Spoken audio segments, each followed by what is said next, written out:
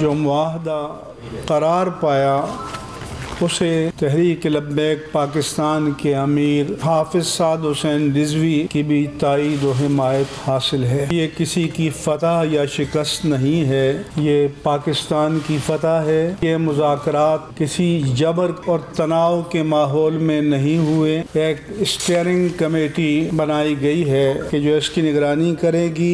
ये मुआहदा उस तरह का नहीं है कि दोपहर को दस्तखत किए जाएं और शाम को टीवी पर कहा जाए कि इसकी कोई कानूनी हैसियत नहीं है। हुकूमत और काल आदम तहरीक लब्बैक के दरमियान इत्तफाक राय से मुआहदा हो गया। शाह महमूद कुरैशी और मुफ्ती मुनीबुर रहमान का तफसील बताने से गुरेज। मुफ्ती मुनीबुर रहमान का कहना है कि मुआहदे को तहरीक लब्बैक के अमीर की हिमायत हासिल है। ये मुआहदा किसी की फतह या शिकस्त नहीं, मुज़ाकरात किसी जबर या तनाव के माहौल में नहीं हुए।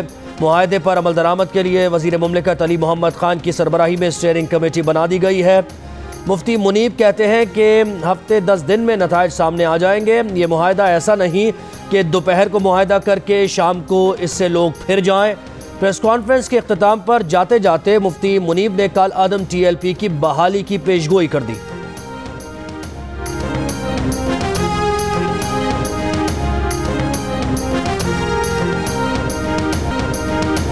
वफाकी वज़ीर शाह महमूद कुरैशी ने कहा है कि नेशनल सिक्योरिटी कमेटी के इजलास में फैसला हुआ था कि मुज़ाकरात को तरजीह देनी है।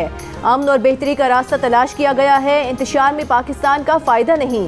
ज़राए के मुताबिक पहले कलअदम तंजीम के लोग GT रोड पर धरना ख़त्म करेंगे। गिरफ्तार अरकान की रिहाई से पहले कानूनी ज़ाब्ते पूरे किए जाएंगे।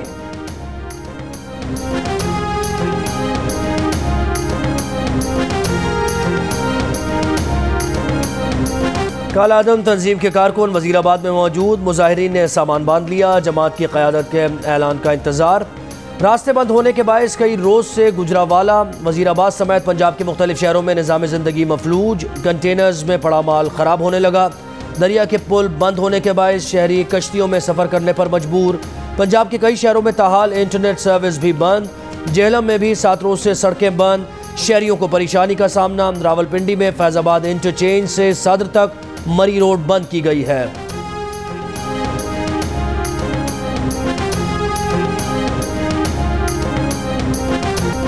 हुकूमत के खिलाफ PDM इत्तेहाद का आज डेरा गाजी खान में अवामी ताकत का मुजाहिरा। रेलवे रोड पर जलसागाह में कारकुनों की आमद का सिलसिला जारी। PDM के सरबराह मौलाना फजलुर रहमान, नून लीग के सदर शहबाज शरीफ और दीगर रहनुमा खिताब करेंगे। नून लीग के राना सनाउल्लाह ने कहा कि ये तासुर दुरुस्त नहीं कि मरियम नवाज और शहबाज शरीफ इकट्ठे जलसे में शिरकत नहीं करते। मौजूदा हुकूमत के पास जारी मैंडेट है। हुकूमत को फौरी तौर पर मुस्ताफ़ी होकर साफ और शफाफ इंतखाबात कराने चाहिए।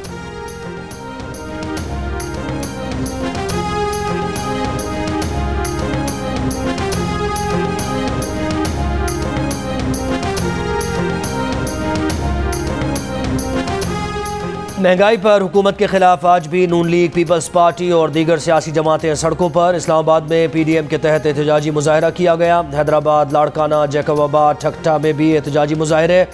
शुरका ने रैली भी निकाली। लाड़काना में PDM की कॉल पर एहतजाजी रैली निकाली गई। ठट्ठा में अवामी तहरीक ने रैली निकाली।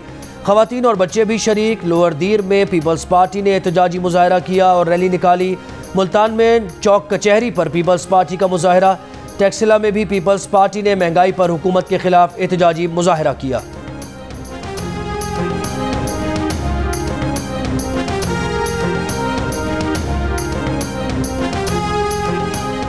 साल 2021 के पहले 10 माह महंगाई के सताए अवाम पर भारी। चीनी फी किलो 20 रुपये, 20 किलो आटे का थैला 225 रुपये, घी 100 रुपये से जायद महंगा हो चुका। 10 माह में बकरे के गोश्त की कीमत 150 रुपये, गाय का गोश्त 88 रुपये और जिंदा मुर्गी की कीमत 56 रुपये से जायद बढ़ चुकी। बिजली ने भी जोर का झटका लगाया। फी यूनिट 4 रुपये 5 पैसे से बढ़कर 6 रुपये 57 पैसे तक जा पहुंचा। LPG का घरेलू सिलेंडर 971 रुपये 69 पैसे महंगा हुआ।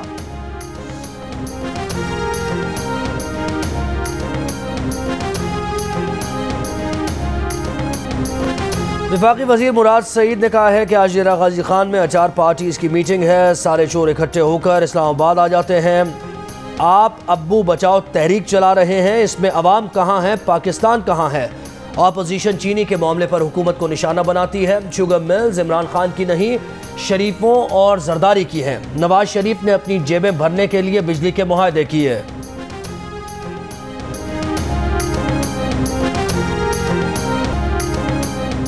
इमरान हुकूमत को गिराने की जल्दी नहीं, फिर भी ये अपनी मुद्दत पूरी नहीं करेगी। नून लीग के ख्वाजा साद रफीक का तज्जिया। मीडिया से गुफ्तगू में कहा कि इस वक्त मुल्क की जो हालत कर दी गई है, कोई भी इक़्तिदार में आने के लिए तैयार नहीं।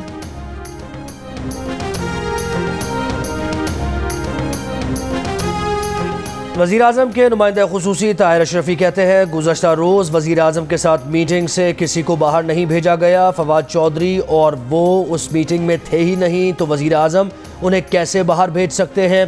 गुज़श्ता रोज़ ये खबर सामने आई थी कि वज़ीर आज़म से मुलाकात करने वाले उलमा ने फवाद चौधरी और ताहिर अशरफी की मौजूदगी में वज़ीर आज़म से मुलाकात से इनकार कर दिया था। ताहिर महमूद अशरफी कहते हैं कि हमारी मंजिल एक है और वो अमन है, और अगर उनकी शक्ल किसी को अच्छी नहीं लगती तो खुद साख्ता नज़रबंदी इख्तियार कर लेते हैं।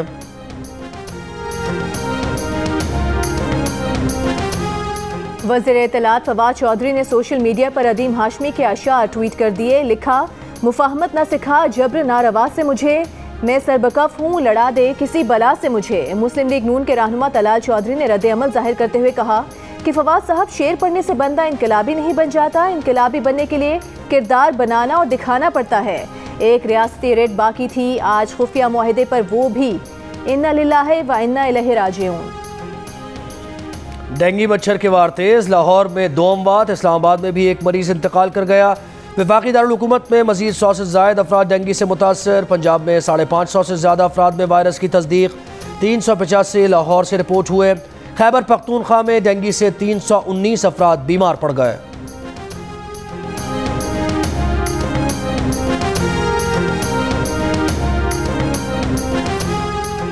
वैक्सीन बढ़ाओ, कोरोना घटाओ। इस्लामाबाद में वैक्सीनेशन ज्यादा होने के बाद कोरोना केसेस में नुमाया कमी आ गई। मुस्बत केसेस की शरह 1% से भी कम हो गई।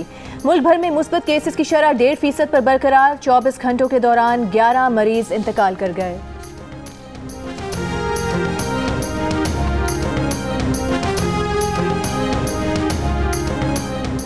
सुप्रीम कोर्ट के हुक्म पर कराची का नस्ला टावर गिराने के लिए शहरी इंतजामिया को अब तक कोई पेशकश नहीं मिली। तमाम रिहायशियों ने अपार्टमेंट्स खाली कर दिए। ज़राए के मुताबिक अगर कोई कंपनी न मिली तो आम तरीके से इमारत गिराई जाएगी।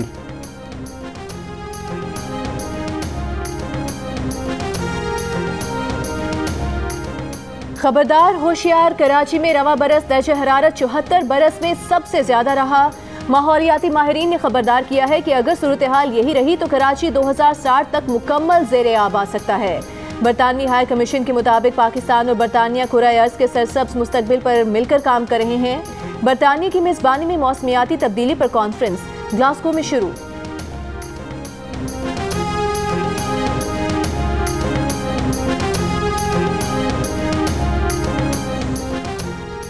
मुरीदके में नौजवान का सफ़ाकाना कत्ल, 2 नामालूम अफराद ने हाथ बांध कर फायरिंग करके कत्ल कर दिया, फिर लाश गली में घसीटते रहे। वाक़े के बाद मुल्ज़िमान फरार, पुलिस ने तहकीकात शुरू कर दी।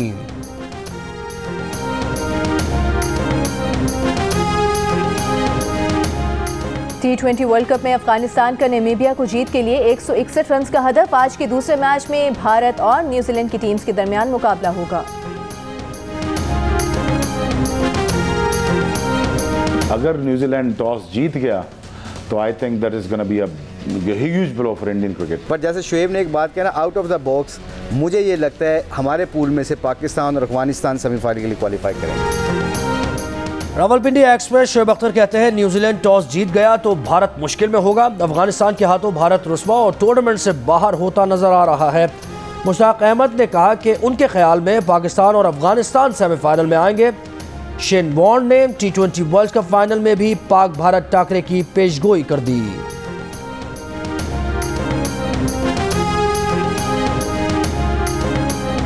पहली क्रिकेट से कमाई क्या थी आपकी, और क्या ख्वाहिश थी कि जब पैसे कमा लूंगा क्या खरीदूंगा, और क्या खरीदा फिर आपने? मुझे कमाई आती है तो मैं पहले सदका करता हूँ उस कमाई में। के बाद मैंने अपनी वालदा के हाथ के लिए कंगन लिए थे सोने के, और वो मैंने उनको पहनाए थे। वाह, जबरदस्त, क्या बात है।